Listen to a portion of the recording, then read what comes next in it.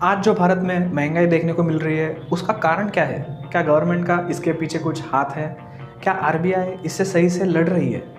चलो जानते हैं इस इनविजिबल टैक्स के बारे में। This is the Indian capitalist and you are watching Paisa and politics.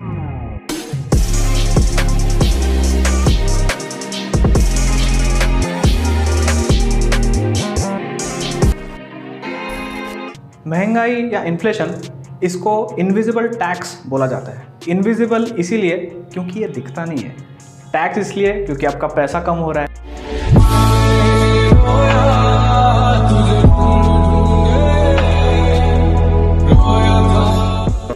और आजकल तो इन्फ्लेशन इस तरीके से बढ़ रहा है जैसे चीजें एक दूसरे से compete कर रही है कि कौन ज्यादा प्राइस पे जा सके। You can feel the disdain. Oh my God! The dead man! What? और अगर आप होलसेल प्राइस इंडेक्स जैसे डेटा की बात करें, जो ये मेजर करता है कि होलसेल प्राइसेस कितने बढ़ चुके हैं, तो वो 15.88% तक बढ़ चुका है। अब इसका मतलब ये होता है कि आपका हो सकता है कि इनकम 15% से कम हुआ है, जो बस आपको दिख नहीं रहा, इट्स इनविजिबल। ऐसी बात नहीं है कि सिर्फ डेटा में ये दिख रहा है, हमें ये फील भी हो रहा है। हमें दिख रहा है कि फूड प्राइसेस बढ़ रहे हैं, पेट्रोल डीजल तो क्या ही बताए। और एक फेनोमेना हमें देखने को मिल रहा है, दैट इज श्रिंकफ्लेशन। इसमें यह होता है कि कंपनीज अपने प्रोडक्ट्स का साइज कम कर देते हैं उतना ही प्राइस रखते हुए। और एग्जैक्टली वही पॉइंट है इन्फ्लेशन का कि आपके पास 10 रुपया है, उससे आपको अभी कम प्रोडक्ट खरीदने को मिलेगा। क्या होता है जिसकी वजह से इन्फ्लेशन होता है, महंगाई बढ़ती है? इसके पीछे दो महत्वपूर्ण कारण हैं। पहला कारण है कि जब पैसा ज़्यादा हो जाता है मार्केट में, मनी ओवर सप्लाई हो जाता है। इकोनॉमिस्ट्स ये मानते हैं कि जब कौन सा भी सेंट्रल बैंक, यानी कि हमारे पास जैसे आरबीआई है, वो इंटरेस्ट रेट जब कम करता है तब वो ज़्यादा लोन दे सकता है बैंक्स को। बैंक्स ज़्यादा पैसा खुद के पास लेते हैं आरबीआई से, और वो ज़्यादा लोन्स लोगों को देते हैं, जिससे डिमांड बढ़ता है। और डिमांड जब बढ़ेगा तब महंगाई होती है, क्योंकि प्रोडक्शन तो उतना ही है, डिमांड बढ़ रहा है, तो उसकी वजह से महंगाई देखने को मिलती है। और इसी वजह से फिर हमें ये भी देखने को मिलता है कि आरबीआई अभी इंटरेस्ट रेट्स को बढ़ा रहा है। लेकिन अगर आप देखोगे तो भारत में इंटरेस्ट रेट्स ये वर्ल्ड में one of the highest interest rates है। और उसके बाद हमारे इधर लोन मिलना इतनी आसान चीज़ भी नहीं है। एनपीए इशू की वजह से बैंक्स ने काफ़ी लोन देना कम भी कर दिया है।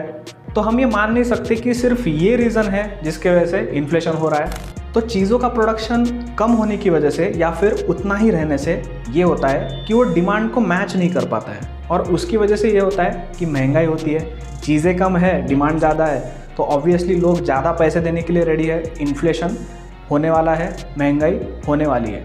लेकिन ऐसा क्यों हो रहा है कि प्रोडक्शन कम है या फिर वो बढ़ नहीं रहा है?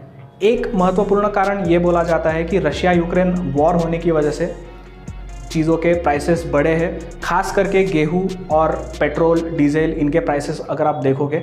लेकिन वो भी एक पूरी स्टोरी आपको बताएगा नहीं, क्योंकि अगर आप देखोगे पिछले 12 महीने से होलसेल प्राइस इंडेक्स हर महीने 10% से ऊपर से बढ़ रहा है। तो दूसरी बात आती है हाई टैक्सेस की।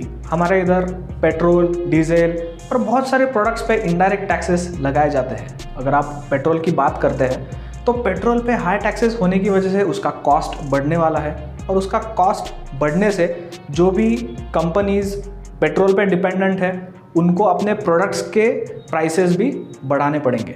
अगर आप सोच रहे हो कि आपका नाई आपसे ज़्यादा पैसे क्यों मांग रहा है उसी हेयर कट के, तो भाई उसको भी अपने घर से वहाँ पे ट्रैवल करना पड़ता है, उसको भी ज़्यादा पैसा देना पड़ रहा है, इसीलिए वो अपने सर्विस का अब ज़्यादा चार्ज कर रहा है। और ये बात इससे भी साबित होती है कि जब मई 21 को सेंट्रल गवर्नमेंट ने एक्साइज ड्यूटी कम की इन पेट्रोल और डीजल पे, तब इस रिपोर्टिंग ऑल्सो हमें कंज्यूमर प्राइस इंडेक्स में रिडक्शन देखने को मिला, खास करके ट्रांसपोर्टेशन कैटेगरीज में।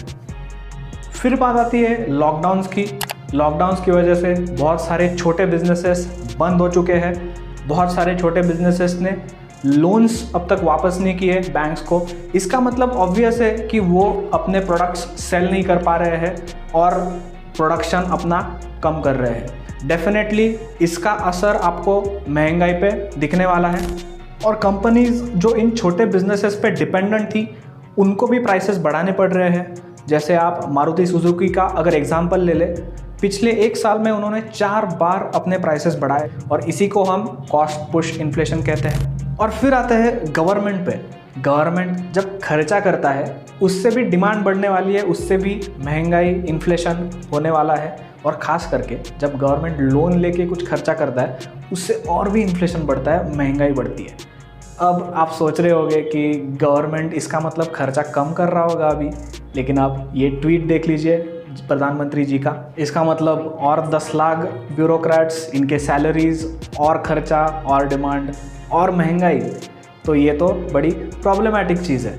दूसरी बात ये हो गई कि आप ये भी सोच रहे होंगे पेट्रोल का भाव बढ़ रहा है तो क्या हम देश में ही क्रूड ऑयल का उत्पादन बढ़ा सकते हैं? बिल्कुल चाहिए गवर्नमेंट ने, लेकिन अगर आप ये चार्ट देख लीजिए तो पिछले सालों में क्रूड ऑयल का प्रोडक्शन कंटिन्यूसली डिक्रीज़ होता हुआ हमें दिख रहा है और गवर्नमेंट शायद कुछ कर नहीं पा रही है इस बारे में। तो अब क्या करना ज़रूरी है?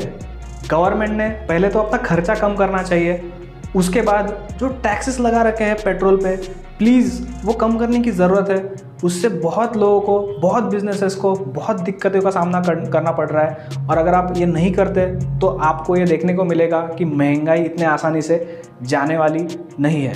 और अगर आप टैक्स कम नहीं कर सकते तो एटलीस्ट बिजनेसेस को जो जंजीरों से बांध के रखा गया है वो तो मत करिए।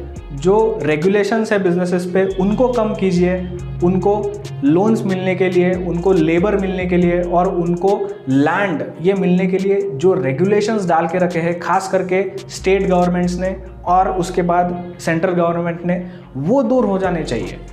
Businesses are the producers of India and वो जब तक प्रोडक्शन नहीं करेंगे तो महंगाई कम कैसे होगी? सिर्फ आरबीआई का इंटरेस्ट रेट्स बढ़ाने से, कम होने से इतना इफेक्ट हो जाता तो सब सॉल्यूशन तो उधर ही होना था, लेकिन ऐसा नहीं है। हमें प्रोडक्शन बढ़ाने की ज़रूरत है इंडिया में, उससे जॉब्स भी बढ़ने वाला है, उससे महंगाई पे डेफिनेटली एक असर पड़ेगा, वो कम होगी। तो हमारा यही मैसेज है कि इंडियन बिजनेस को फ्रीडम की ज़रूरत है प्रोड्यूस करने के लिए और महंगाई के प्रॉब्लम से लड़ने के लिए। अगर ये नहीं होता है तो हमें ये देखने को मिलेगा कि अर्थव्यवस्था जो है भारत की वो आगे जाके बड़े दिक्कत में फंस सकती है। So that is it for this video. अगर आपको ये मैसेज इंपॉर्टेंट लगा तो प्लीज़ इसको आपके दोस्तों के साथ शेयर कीजिए and subscribe to us. We will continue in the next video. Thank you.